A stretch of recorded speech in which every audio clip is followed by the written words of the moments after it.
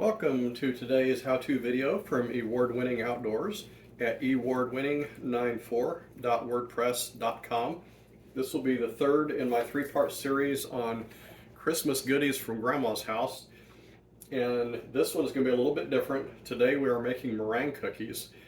And these are a very, very light, airy, in fact air is the primary ingredient in these things. To make a batch, there's really very little that goes into them. We're going to put 1/8 of a teaspoon of salt, 2 egg whites, and I am told it is very important that it be just the egg white and not, if you break it and get any yolk in there, you're going to have, your meringue will never form.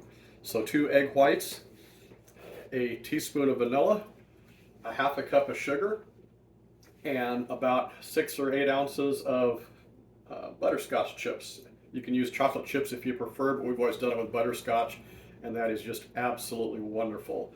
So we will start by combining our egg whites, salt, and vanilla.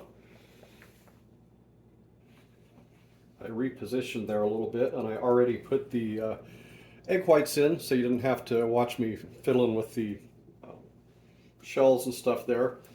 For my vanilla, I'm going to add 1 teaspoon. Set that aside. 1/8 of a teaspoon of salt. And this is one, most of my recipes you don't have to be very precise on, but I think this one it is important that you get your ingredients pretty properly proportioned or it may not work out right. Then at this point, the main thing you're going to do is to beat this, and it really helps to have an electric mixer.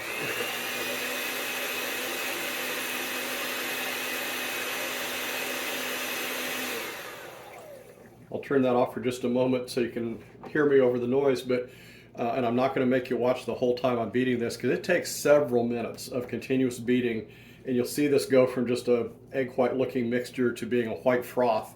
And I will come back and show you in a minute here what that should look like next. I'll show you here real quick. I've been beating for about 3 minutes on a medium speed, and it's starting to get there. The instructions are to beat until it's stiff but not dry, so we're probably just about there. It kind of tenses a little bit and stays, but I'm going to give it another minute or two and we'll come right back. Okay, I've been beating about 4 minutes on a kind of a medium speed.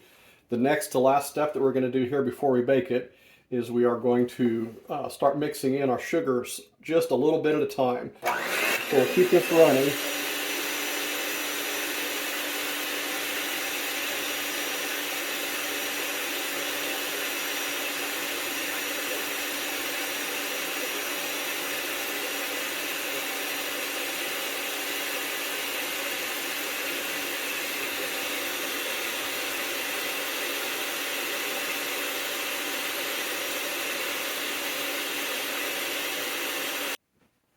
Okay, I think we're about stiff enough and statiny enough here. So I'm going to turn the blender back on and I'm going to mix in my chips here.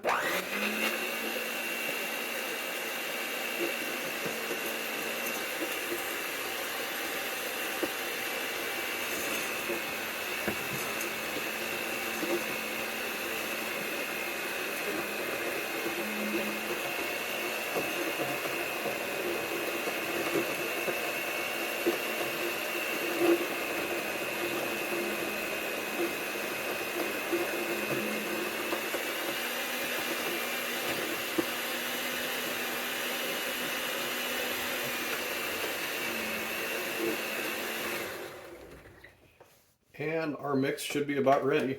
And you can kind of see on the beaters there how it's getting pretty thick and gooey. This is going to be a really sticky, gooey mess at this point.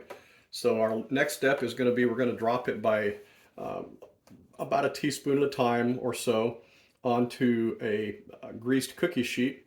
And then we'll bake it at 300 degrees for about 25 minutes.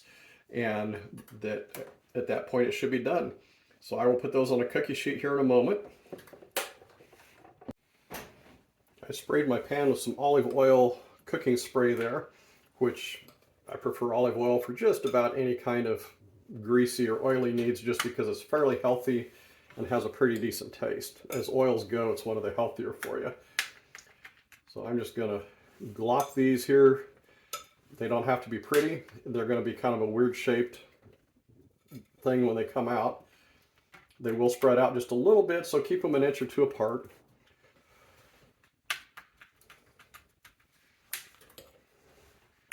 And I'll probably have to make 2 sheets of these to use up my mix here, which is perfectly fine.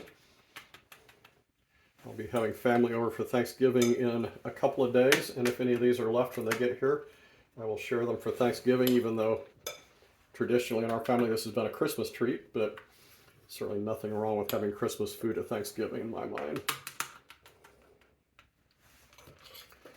So I'll mention while I put these last few on, I've done a couple other videos, if you didn't see them, on peanut butter fudge and also Keplink's.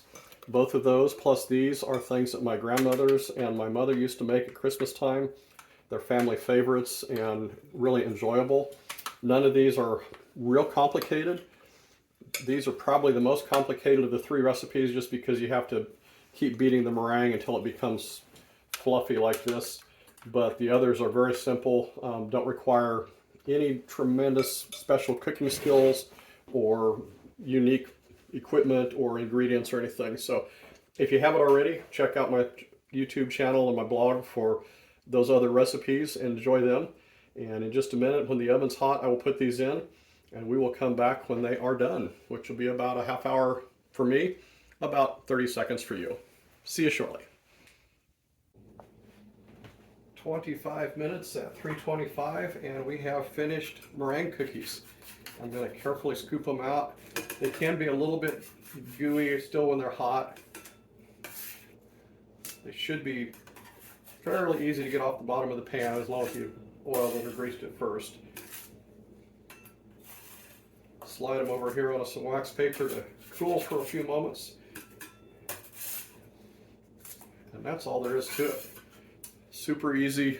Well, I won't say super easy. These are a little more involved than my other recipes, but really good family treat for Christmas. No reason you can't have them for other special occasions as well. So I'll put the ingredients list down at the comments below just to help out if you missed that at the beginning. And I will be posting about this on my blog as well, so feel free to look that up and give you another opportunity to see the recipe in print. I appreciate you watching. If you feel so inclined, if you hit that like button down below, it does help me out. And if you want to subscribe so you don't miss out on any more interesting things I have to share, you can do that as well. Either way, I appreciate you watching. Hope you get a chance to enjoy some goodies here, and have a very Merry Christmas. See you at the next video.